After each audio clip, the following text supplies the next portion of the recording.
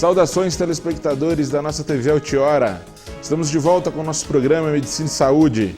E hoje é um papo cirúrgico. A gente vai falar de doenças inflamatórias do aparelho digestivo, apendicite, diverticulite, aquelas que podem não ser cirúrgicas, doença de Crohn, retocolite, coisas que uma hora ou outra, se você teve uma dor abdominal, foi para um pronto-socorro ou mesmo num consultório de um cirurgião, de um gastroenterologista, você com certeza já ouviu esses nomes. A gente vai conversar sobre isso hoje com o Dr. Jacinto Filho e a gente volta já.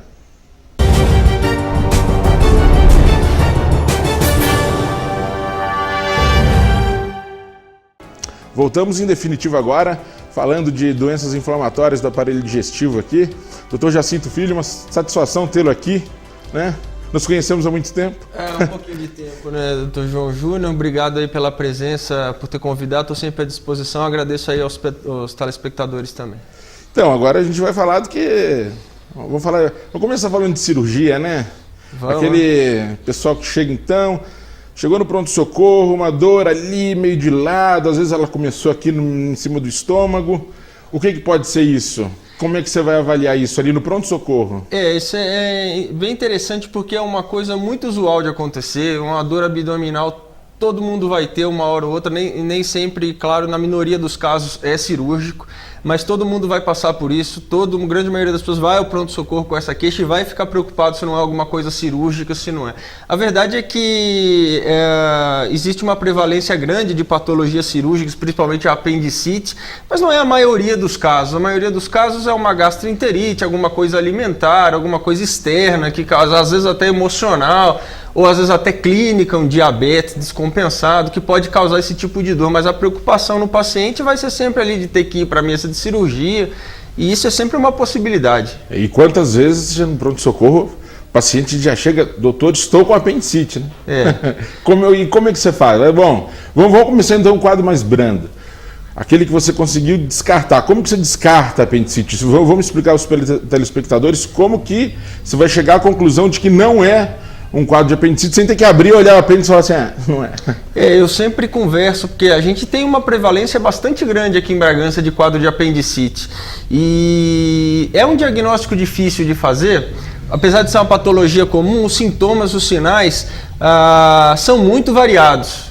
Então, quando o paciente tem todos aqueles sintomas e sinais característicos da apendicite, é mais fácil de fazer o diagnóstico, mas 99% não tem. Então, os sinais como febre, vômitos, a dor abdominal específica, a evolução do quadro, pode não acontecer algum desses sintomas, ou a maioria deles, inclusive, dependendo até da faixa etária ou de alguma comorbidade que o paciente tenha, e torna o diagnóstico muito difícil. Então, assim, ali na hora com o paciente, como é uma patologia de resolução cirúrgica, a gente tem que ter uma definição ali do que é o quadro. E muitas vezes é difícil dar uma definição ali na hora. Muitas vezes a gente tem que recorrer a alguns exames complementares, conversar com o paciente que em alguns momentos é melhor observar, deixar internado, observar em casa, ver como é que evolui. É muito difícil a gente falar assim, o seu caso não é apendicite, dependendo dos sintomas. Então eu acho que a conversa, a relação médico-paciente, nesse caso, é sempre o mais importante. Exatamente. E agora, então vamos pegar aquele caso que é, certo? Então chegou, foi lá, às vezes até na palpação, né, você consegue falar, opa, isso aqui tá claro. Pega um exame de sangue, um exame de imagem, ótimo. Fizemos um diagnóstico de apendicite. Já que a gente tem esse diagnóstico de apendicite no paciente, eu vou fazer aquela pergunta clara e aquela coisa que irrita, certo? Uhum. Tranquilo, apendicite é uma coisinha simples. Apendicite mata?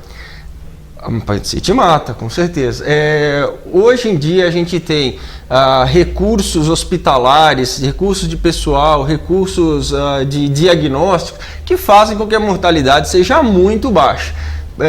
É o que dá a impressão de ser uma coisa absolutamente simples, o que não é.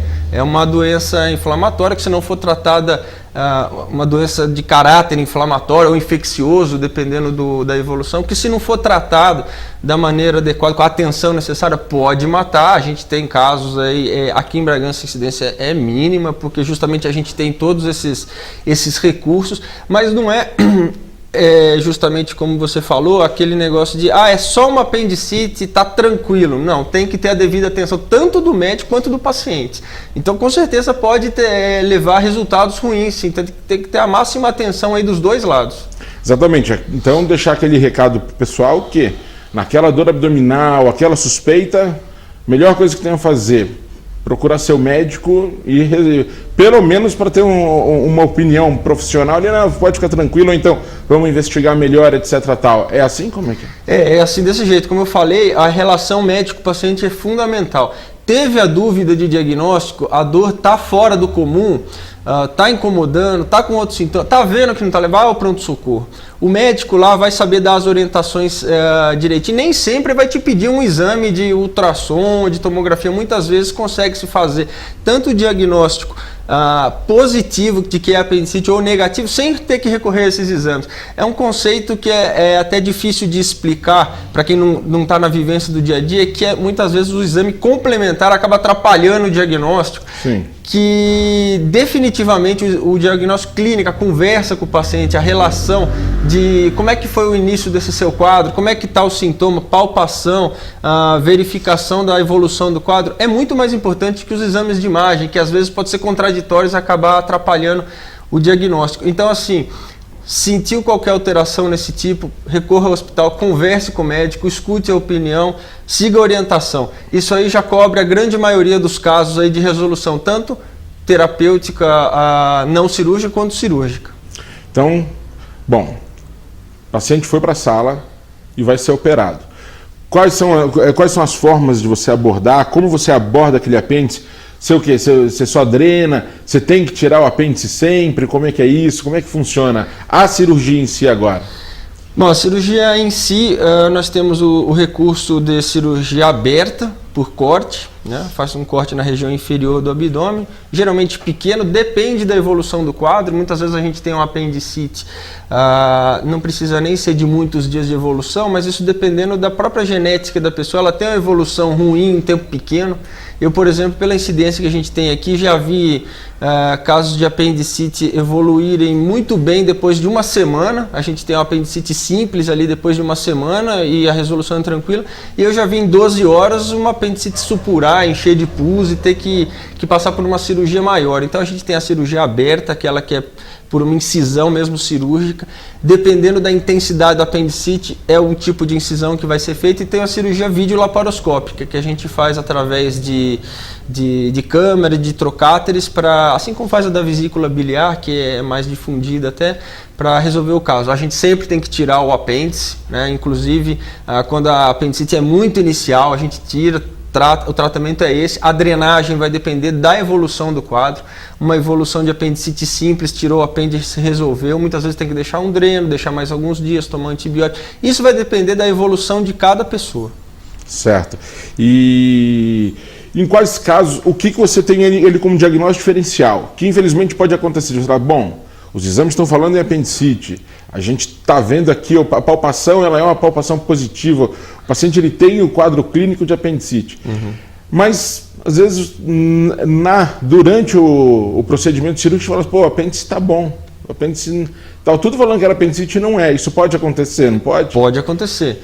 Pode acontecer tanto para o lado de realmente não ser uma patologia cirúrgica.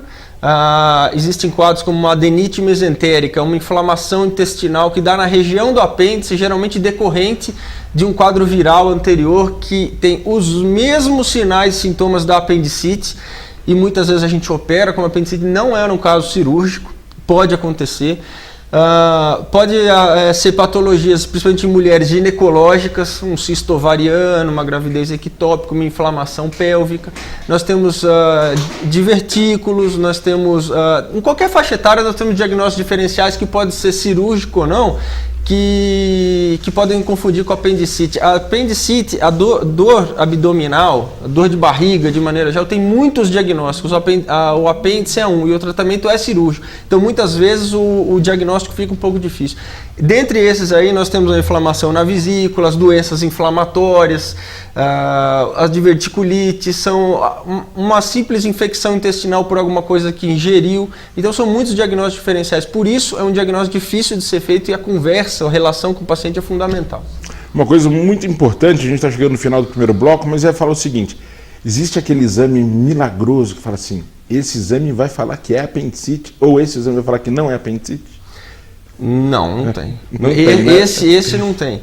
Apesar de alguns exames com a tomografia computadorizada ter uma eficácia muito grande para mostrar ali quando realmente é apendicite, não é 100% dos casos. O ultrassom tem uma eficácia, precisa de ser um exame mais difundido, tem uma eficácia menor ainda.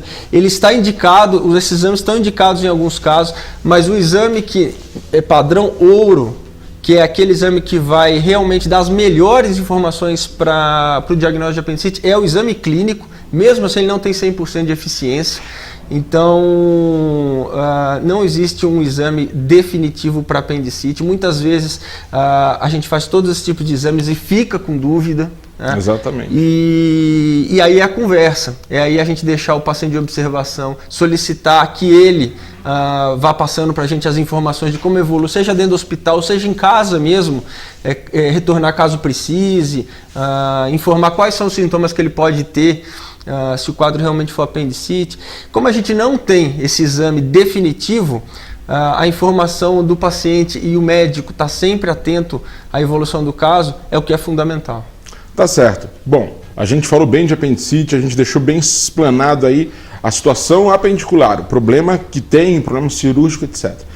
A gente vai encerrar o primeiro bloco, mas a gente volta no segundo bloco, então, falando dos casos que não são apendicite, combinados? Certo, beleza? resolvido. A gente vai para o intervalo e volta já.